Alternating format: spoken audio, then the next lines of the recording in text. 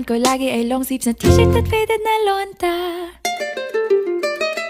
Pero noong makilala kita, nagbagong bigla ang aking timpla. Natutuwa ko na magpariban at mag-ahit ng kilay at least once a month. Hindi ko alam kung anong meron ka na sa akin ay nagpalambot ng bigla. Sinong mag-aakalang lalaki pala ang bibihag sa tulad kong tigring gala.